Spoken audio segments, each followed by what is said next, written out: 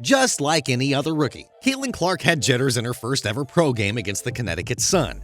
Despite the massive hype built around her arrival, Caitlin went scoreless in the first quarter, then missed the next 4 shots before finally hitting her first basket in the WNBA midway through the second quarter. The transition from college to the pros must have gotten into Caitlin's head a bit, which might have affected her game. With Caitlin clearly frustrated with her performance in the first half, her new teammate Aliyah Boston came to her rescue and gave her a powerful pep talk as they walked back to the bench. Boston's motivational speech seemed to have worked its magic on Caitlin, and although they didn't get the win, the rookie ended up with 20 points to have a decent debut game. Since then, the number 1 overall pick of last year's draft and recent number 1 overall pick have slowly bonded quite well off the court. They worked out together, made fun videos on TikTok. But more importantly, they have always shown tremendous respect for one another with no stench of jealousy or animosity whatsoever. And to me, this is a thing that will make Caitlin Clark and Aliyah Boston the most dangerous duo in the WNBA today. I mean, just check out how they praise one another during interviews. Yeah, I mean, there was a couple here and there. I think one was a set design where I kind of just assumed Aliyah was going to be open, and I didn't even really look before I threw it. So I think just slowing down a little bit. Another one was to Aliyah that was slowing out of bounds. It's all right. Don't worry. Because here's the thing. Don't worry. Because, I mean, you look at Caitlin and you look at the way she passes the ball, and so sometimes things are going to happen that way, and that's okay because we're not going to let her hang her head. We're not going to hang our head off of any missed passes because we're still continuing to gel together, and we know that she's a great passer. So if she thinks she can get that ball there, she's going to throw it. And if I miss it, then we're good. We're all right. Don't you worry. Honestly, like I'm just happy we won. But like obviously 13 assists, like that means my teammates made 13 shots off my passes. So that goes to them. She's so humble, isn't she? Well, I don't know what to say. Let me tell Like I mean, it's great. That's I don't know. Pretty cool, Caitlin. Great job, sister. See, amidst the torrential downpour of jealousy and avalanche of hate that Caitlin has been receiving since she's arrived in the WNBA, it's good to see that someone has her back, protecting her at all costs and helping her navigate through her rookie year. It's quite obvious that their friendship extends beyond the court. But what's even more remarkable is that their newly found sisterhood has further solidified their chemistry when they're both playing on the court. Look at this play right here. After Aliyah hands her the ball, 2 purple shirts quickly cover Caitlin. Despite the pressure, Caitlin's instinct kicked in and passed it back to Aliyah as if she knew she was going to be there all along. And how about this? Caitlin passes the rock to Aliyah at the elbow, who then hands it back off to her. As 2 defenders show up to shadow Caitlin, Aliyah slides in the gaps. Caitlin threads a slick bounce pass. Aliyah then catches the ball and works her way inside for the easy 2. Though they've just played 23 games together, it seems like Caitlin and Aliyah have been playing forever with their incredible synchronicity, timing, execution, especially on pick-and-roll situations and handoff plays.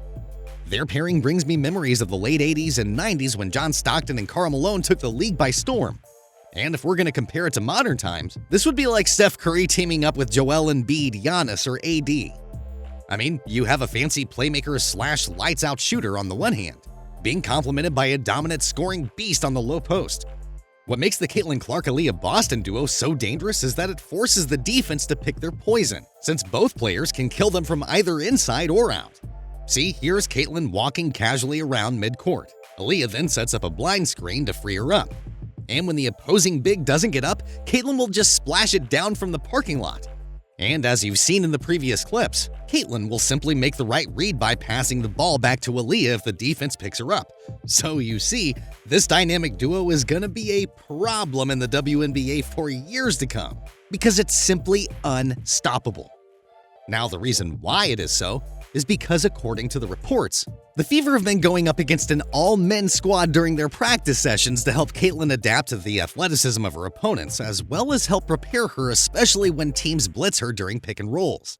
And speaking of which, teams had already blitzed her 89 times throughout the first 20 games of the season, making her the most blitzed player in the WNBA. With this said, teams know how devastating Caitlin is with the ball in her hands, which is why they're letting other players make decisions on short rolls. And this is where Aliyah comes into the picture and ultimately thrives. See, according to advanced data, Aliyah has been mostly the recipient of those short roll passes coming from Caitlin.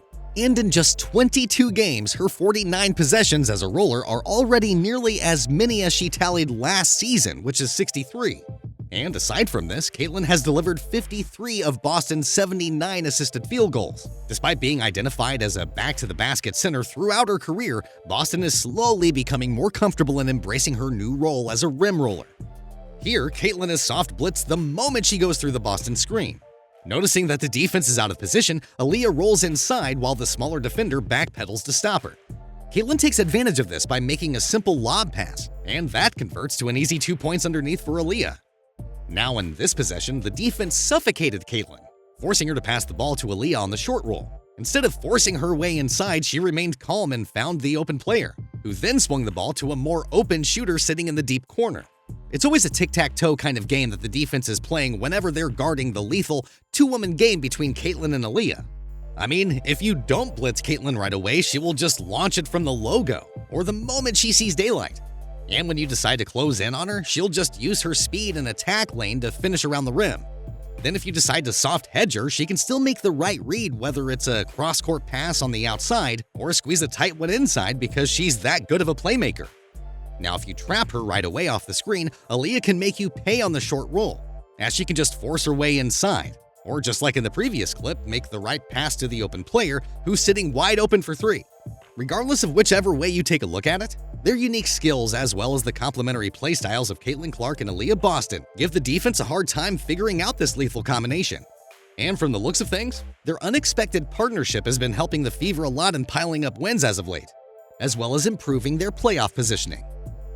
See, after losing 8 of the first 10 games, they've won 6 of their next 10 as of this video, highlighted by their big wins against the #1 seed New York Liberty and Diana Taurasi's Phoenix Mercury. And in both of those games, it was the Clark-Boston pick and roll which caused the most damage that led to their victory. I mean, out of 65 pick and roll possessions, they scored 63 points out of it, with .96 points per possession, which is equivalent to the second most efficient offense in the league. And on top of that, they've also generated 49 quality shots with only 11 turnovers. Anyway, guys, with this being said, I want to know your thoughts on this partnership between Caitlin Clark and Aliyah Boston. Do you think they have what it takes to become the best duo, not just in this season, but in the entire history of the WNBA, with the way they're cooking up the league right now? Well, I'm pretty curious about your take on this, which is why you have to put your answers down in the comment section.